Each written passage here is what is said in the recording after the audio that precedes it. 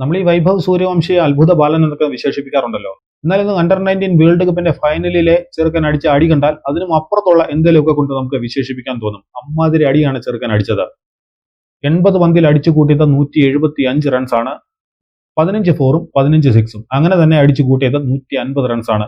വെറും 25 റൺസ് മാത്രമാണ് ഈ ചെറുക്കൻ ഓടിയെടുത്തത്. ഈ ഒരു ഇന്നിംഗ്സിന്റെ ബലത്തിൽ ഇംഗ്ലണ്ടിനെ തകർത്ത തരിപ്പണമാക്കിക്കൊണ്ട് ഇന്ത്യ അണ്ടർ-19 വേൾഡ് കപ്പിന്റെ കിരീടം ചൂടിയിരിക്കുകയാണ്.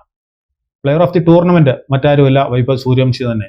ഫൈനലിലെ പ്ലെയർ ഓഫ് ദി മാച്ച് അതും മറ്റാരുമല്ല വൈഭവ് സൂര്യവംശി തന്നെ. ആദ്യം ബാറ്റ് ചെയ്ത ഇന്ത്യ 50 ഓവറിൽ അടിച്ചു കൂട്ടിയത് 9 വിക്കറ്റ് നഷ്ടത്തിൽ 411 റൺസാണ്. കഴിഞ്ഞ കളിയിലെ ഹീറോ സെമിയിൽ സെഞ്ചുറി നേടിയ ആരോൺ ജോർജ് 9 റൺസ് എടുത്തപ്പോഴത്തേക്കും ഇന്ത്യക്ക് നഷ്ടമായി.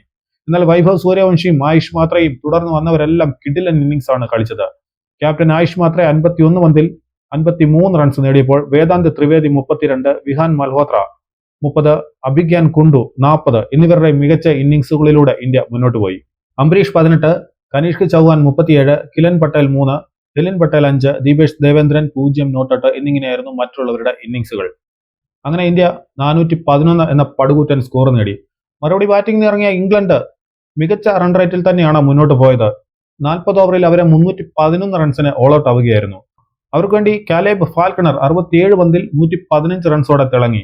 ബെൻ ഡോക്കിൻസൺ 66, മൂരസ് 17, മയേസ് 45, തോമസ് റ്യൂ 31 എന്നിവരെല്ലാം മികച്ച ഇന്നിംഗ്സാണ് കളിച്ചത്. എന്നാൽ തുടർന്ന് വന്നവർക്ക് കാര്യമായ റൺസ് സ്കോർ ചെയ്യാനായില്ല. ഇടയ്ക്കിടയ്ക്ക് വിക്കറ്റുകൾ വീണുകൊണ്ടിരുന്നപ്പോൾ അവരെ 311 റൺസിൽ ഒതുങ്ങിയായിരുന്നു. ജെയിംസ് മിന്റോയാണ് പിന്നീട് അവരുടെ ടോപ്പ് സ്കോറർ, 28 റൺസ്. അംബരീഷാണ് ഇന്ത്യക്ക് വേണ്ടി കൂടുതൽ വിക്കറ്റുകൾ വീഴ്ത്തിയത്, 3 എണ്ണം. ദീപേഷ് ദേവേന്ദ്രൻ 2 വിക്കറ്റ്, കനിഷ്ക് ചൗഹാൻ 2 വിക്കറ്റ്, ആയുഷ് മാത്ര 1, കിലൻ പട്ടേൽ 1 എന്നിങ്ങനെയായിരുന്നു മറ്റുള്ളവരുടെ പ്രകടനം. അങ്ങനെ 100 റൺസിന് ഇംഗ്ലണ്ടിനെ തോൽപ്പിച്ചുകൊണ്ടാണ് ഇന്ത്യ വിശ്വകിരീടം ചൂടിയത്. 10ാം തവണയാണ് ഇന്ത്യ ഫൈനലിൽ എത്തിയത്. 6ാം തവണയാണ് ഇന്ത്യ കിരീടം നേടുന്നത്.